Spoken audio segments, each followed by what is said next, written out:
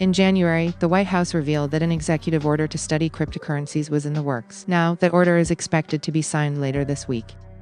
It's important to note that no action will be recommended in this order.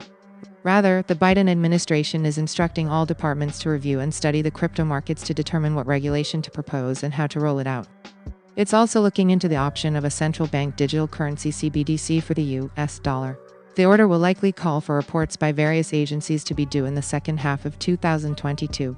Still, the news has generated a lot of uncertainty, cooling the crypto market today as Bitcoin BTC tech/adoption grade A has fallen about 4%, reaching $37,300. And President Biden's executive order isn't the only news influencing the market today.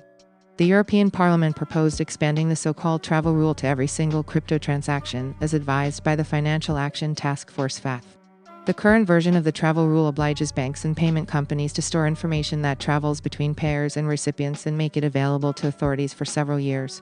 The policy only triggers when a transaction exceeds the threshold of €1,000. The new proposal recommends dropping the threshold for crypto transactions, which would effectively force exchanges and wallet providers to record the travel information for every single transfer. European authorities would obtain the name of the sender and the recipient, the sender's home address, passport number, and the wallet address of both the sender and recipient. The proposal states that certain exchanges could possibly be exempted from having to record every single transaction if the regulator is satisfied with their Know Your Customer kick. Implementation. As savvy Weiss Crypto Daily subscribers, I'm sure you already see the flaw in this proposal. A complete implementation of the travel rule would be quite difficult if not impossible in some instances, considering that decentralized platforms do not allow personal information to be stored and transferred. As it would be impossible to comply with such a requirement, there's a chance that this proposal won't pass. As was the fate of many harsh and sometimes even ridiculous crypto policy blueprints that have been presented in front of the European Parliament in recent years. However, we never know with regulators, so we'll have to wait and see with this one. But the war in Ukraine has inspired talks of regulation across the board, as regulators are concerned the space will undermine sanctions against Russia or allow bad actors to operate freely in times of turmoil. Even Bloomberg is talking about crypto sanctions. That said, institutional investors were more encouraged by the market conditions last week, as evidenced by the $127 million in inflows to digital asset investment products. This is a considerable increase compared to the week before. Bitcoin products in particular have seen $95 million in inflows over the past week, the largest single-week inflow since early December, according to CoinShares data. Ethereum ETH tech/adoption grade A is also picking up steam. Its product inflows totaled $25 million last week, the largest amount in 13 weeks. It certainly makes sense for ETH to become bullish soon, as it'll become deflationary in the next 3 to 4 months. ETH whales are obviously preparing for this, judging by the on-chain activity of the billionaire addresses which continue to accumulate ETH.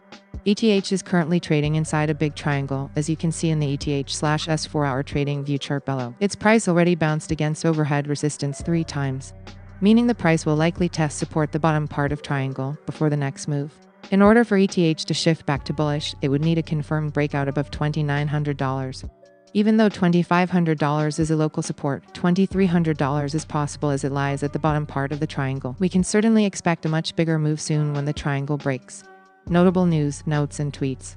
Trading giant FTX plans to expand to Europe after securing approval from a financial regulator in Cyprus.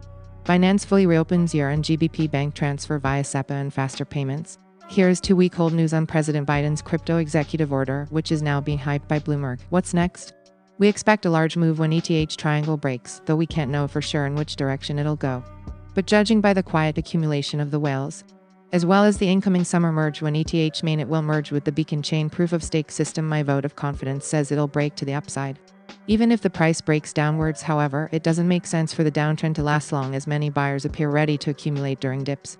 Important resistance levels to reclaim are $2,900, $3,200, and $3,700.